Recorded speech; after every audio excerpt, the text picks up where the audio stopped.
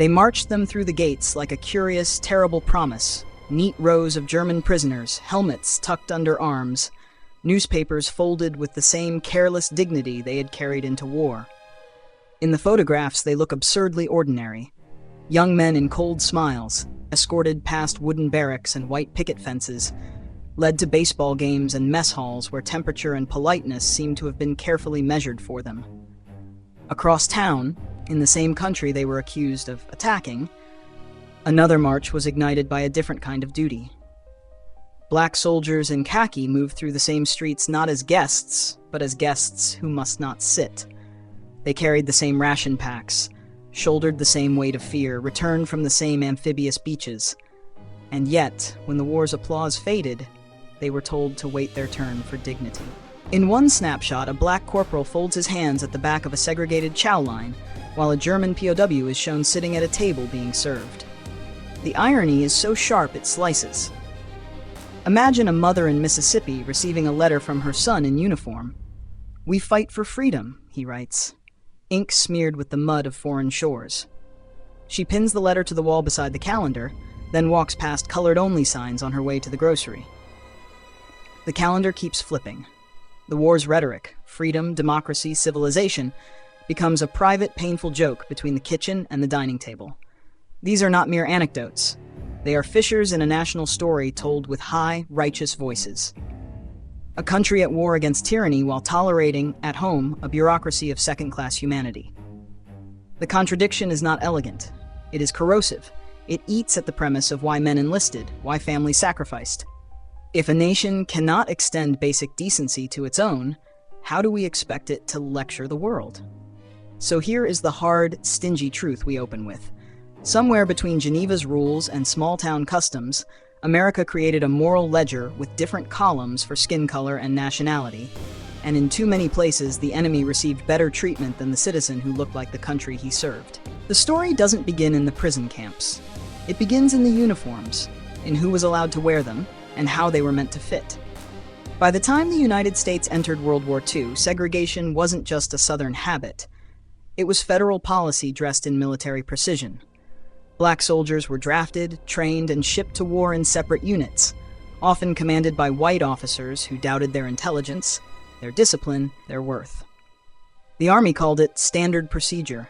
History would later call it hypocrisy. In towns like Fort Benning, Georgia, and Camp Claiborne, Louisiana, young black recruits trained beside rows of white tents that weren't theirs. They marched past cafeterias they couldn't enter, theaters that closed their doors to them, and churches that prayed for victory without ever mentioning equality. Jim Crow wasn't suspended for the war effort. It simply put on a uniform of its own. The contradiction became almost comic, if it weren't so cruel. America's war propaganda plastered every wall. This is a war for democracy. Freedom will prevail. Fight tyranny abroad. But when black soldiers stepped onto buses marked colored only, those slogans turned into background noise. Slogans meant for someone else. The laughter in the back rows of segregated troop trains wasn't amusement. It was disbelief disguised as endurance. And yet they fought. They fought because the promise of democracy still shimmered somewhere, fragile and unfinished. The WWII campaign, Victory Abroad, Victory at Home, became their quiet rebellion. Black newspapers from Pittsburgh to Chicago printed the slogan beneath photos of smiling young men in uniform, their optimism unshaken by the irony they lived in. Meanwhile, as America captured thousands of German soldiers in North Africa and Europe, a question of logistics arose. Where do we keep them? The answer was almost poetic in its perversity. Inside the same southern towns where black Americans couldn't vote, German prisoners would soon build roads, harvest crops, and attend church picnics under watchful but courteous guards. The War Department promised humane treatment under the Geneva Convention. Local farmers promised cheap labor. And the United States, unknowingly, promised to expose the absurdity of its own moral geometry. White enemies as guests, black soldiers as outsiders. By 1944, over 400,000 German POWs were housed across America. Many of them worked in fields alongside black civilians who weren't allowed to eat in the same diners. Some even wrote letters home describing the kindness of their American captors. It was a strange, inverted mirror of freedom. one that reflected not victory, but the shadow behind it. It happened quietly, in the middle of a Louisiana spring. Corporal Rupert Trimmingham, a black soldier from the 224th Quartermaster Battalion, sat inside a train car heading back to base. He wore his uniform proudly, polished buttons, creased trousers, and a rank patch that said he'd earned his place. Across the aisle, white soldiers chatted idly. The train slowed near a small-town station, and something peculiar caught his eye. A group of German prisoners of war, blonde, sunburned, some barely older than boys, were being escorted into the station cafe. The guards followed them inside, chatting amiably. Moments later, Trimmingham watched as waitresses served them coffee, pie, and sandwiches on clean plates. When he and his black comrades stepped off the train, they were stopped. The same waitress who had smiled at the German boys crossed her arms and said, "We don't serve colored here." The absurdity hung in the air like gunpowder. Here were men who had bled for a flag, turned away from a meal, while men who had tried to destroy that flag were fed like neighbors. The humiliation was so sharp that Trimmingham later wrote about it in a letter to Yank magazine. His question was simple, almost painfully polite. Open quote, "Are we not American soldiers?" Close quote. That question ripped through the country's conscience like shrapnel. The War Department pretended not to hear. But black newspapers, Pittsburgh Courier, Chicago Defender, Baltimore Afro-American, reprinted the letter across their front pages. It became a quiet rallying cry, an indictment written not in rage, but in weary patriotism. And it wasn't an isolated incident. In Texas, German POWs were invited to eat in restaurants that turned away black officers in uniform. In Alabama, POWs worked freely in cotton fields while local black citizens needed permits just to travel between counties. In Georgia, a white farmer was quoted saying, "The Germans are polite, clean boys, not like them colored soldiers." That sentence, more than any weapon, revealed the true hierarchy of America's wartime morality. Some POWs even expressed disbelief. One German, interviewed after the war, recalled asking his American guard, "Why do you treat us better than them?" The guard shrugged. "That's just how things are down here." It was meant as an explanation. It sounded like a confession. What Rupert Trimmingham exposed wasn't a momentary lapse in decency. It was a mirror that reflected a nation's paradox, fighting fascism abroad while negotiating with racism at home. And the reflection was ugly. You could almost mistake it for dark comedy, if it weren't real. A nation mobilized to defend democracy ended up giving the velvet treatment to men who had sworn allegiance to Hitler, while its own citizens, those who built the tanks, filled the bullets, and wore the same uniform, stood outside, waiting for permission to sit. The theater of absurdity didn't need playwrights. America was writing it live. The United States loved to describe itself as the arsenal of freedom. Factories thundered day and night, pumping out weapons for the world's salvation. But inside the barracks and bus depots, freedom was rationed by skin tone. A black soldier could die for the Constitution. He just couldn't use it. That contradiction was no accident. It was design. The Army's segregation policy mirrored the country's moral blueprint. Officers called it practical. Politicians called it tradition. And generals said it maintained order. Translation, it was easier to fight Nazis than to fight your own prejudice.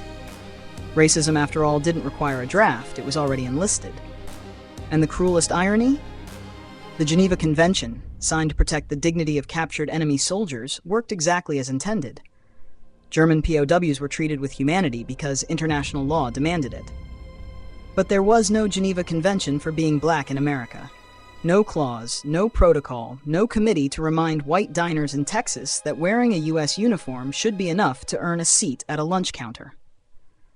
Let that sink in. The moral compass of a global war depended on how you defined enemy. For America, the enemy wore a swastika overseas, but at home, the enemy was simply someone who challenged the social order. That's why a black soldier could be punished for demanding respect, while a Nazi could be praised for saying, "Sir." This wasn't just hypocrisy, it was hierarchy disguised as patriotism. The polite smile of the waitress, the shrug of the guard, the bureaucratic memo justifying separate facilities, they weren't random acts of cruelty. They were the machinery of a country terrified of its own reflection. And yet, even in this moral fog, something extraordinary began to stir. Black soldiers wrote letters. Black journalists printed them. Communities whispered, then shouted. Every pie served to a POW and denied to an American became an exhibit in the quiet trial of a nation's conscience. History, with its dry textbooks and ceremonial parades, likes to skip this part. But here's the uncomfortable truth. For many Americans in the 1940s, the war wasn't against fascism, it was against irony itself. Because nothing mocked freedom more efficiently than watching the enemy eat first. To understand how such absurdity could exist, you have to look at the structure that built it, the layered sediment of laws, customs, and fears that made up Jim Crow America. The American South in the 1940s was not a battlefield, it was an architecture. A system so carefully constructed that even the chaos of World War could not shake it. Separate schools, separate bathrooms, separate water fountains, separate everything, except the hypocrisy. That part was shared by all. When German POWs arrived, they entered this system as outsiders, yet somehow landed higher in its hierarchy than Black Americans who had been born under the flag. Under the Geneva Convention of 1929, the U.S. was legally required to provide humane treatment to captured soldiers, decent food, fair housing, medical care, recreation. Washington followed the rules meticulously, not just out of decency, but fear. If America mistreated Axis POWs, it risked retaliation against U.S. prisoners held in Europe and Asia. But what international law did for the enemy, domestic law refused to do for its citizens. Jim Crow wasn't just a Southern relic. It was federal complicity in moral cowardice. Segregation was baked into military policy, approved by Congress, defended by the War Department, and accepted by presidents who didn't want to lose Southern votes.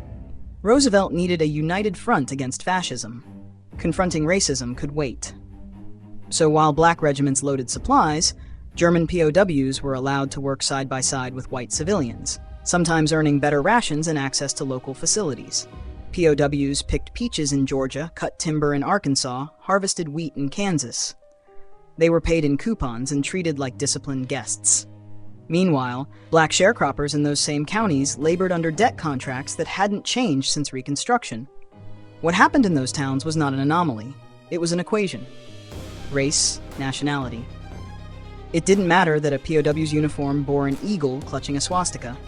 It only mattered that his skin was white.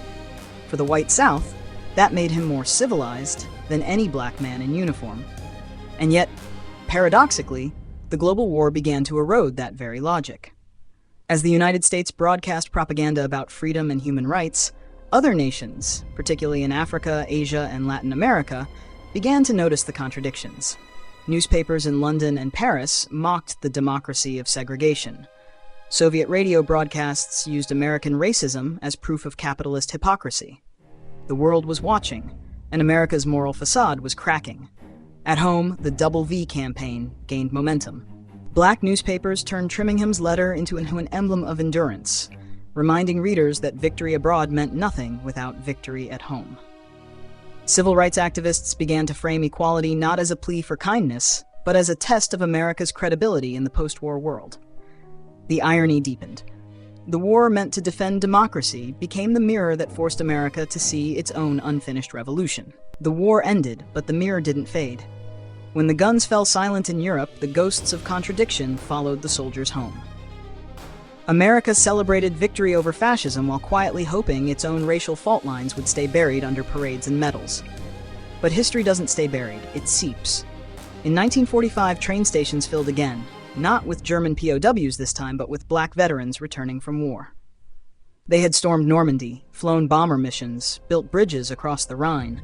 They came back wearing ribbons and believing, perhaps naively, that their sacrifice had earned them a different kind of citizenship.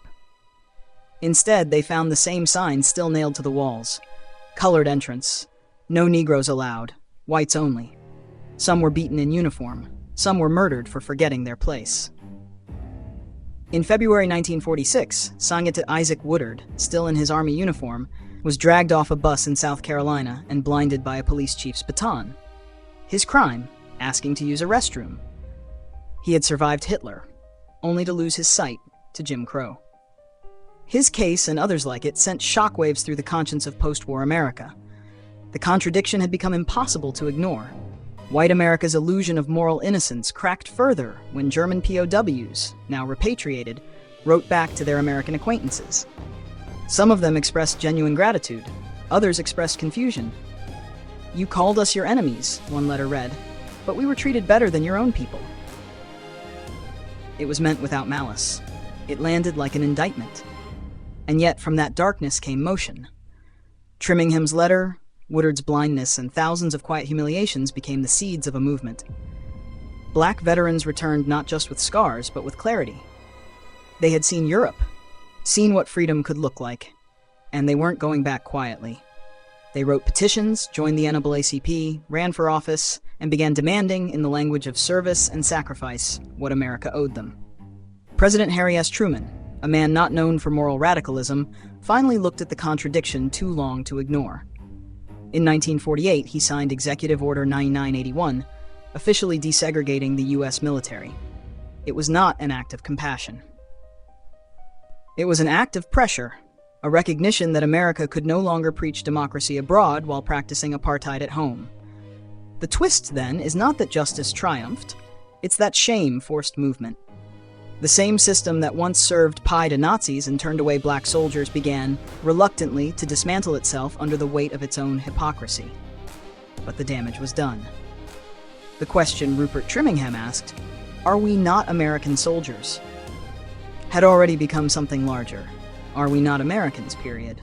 History has a way of healing only what it's willing to remember. For decades, the story of German POWs treated better than black soldiers lingered in footnotes, archived in military reports and dusty newspapers that no one cited in schoolbooks. But every so often, a photograph or a letter would resurface, and the question would echo again, quiet but sharp. What does freedom mean if it isn't shared? Rupert Trimmingham never became famous. He wasn't a general or a politician. He was an ordinary man who dared to write a simple truth in an extraordinary time. His letter outlived him, passed through classrooms, civil rights meetings, documentaries, and eventually the internet. Every generation rediscovers it like an accusation that refuses to age. His story, and those of men like him, laid the moral foundation for what would follow. The sit-ins of Greensboro, the marches on Selma, the words of Dr. Martin Luther King Jr., who once called segregation a kind of psychological warfare against your own citizens. It was the same war Trimmingham had already fought, not against Germany, but against the idea that dignity could be conditional. The image of a German POW being served in an American cafe while a black soldier was turned away isn't just a historical curiosity. It's a parable, one that exposes the distance between America's ideals and America's instincts. It reminds us that democracy isn't a destination, it's a maintenance job, one that demands more honesty than pride. In hindsight, the humiliation of those soldiers became something unintended, a catalyst. It revealed that freedom, when unevenly distributed, becomes propaganda. It forced America to confront the truth that the real enemy was never across the ocean, but within its own habits. In the quiet comfort of those who could look at injustice and call it the way things are. Today, when we speak of patriotism, we like to imagine the flag as a symbol of unity. But perhaps the most patriotic act in 1944 wasn't fighting in France. It was writing a letter from a train, asking the nation to practice what it preached. And that's the enduring lesson. Wars end, but the battle for integrity never does. The measure of a country isn't how it treats its enemies. It's how it treats the people who believe in it, even when it doesn't believe in them.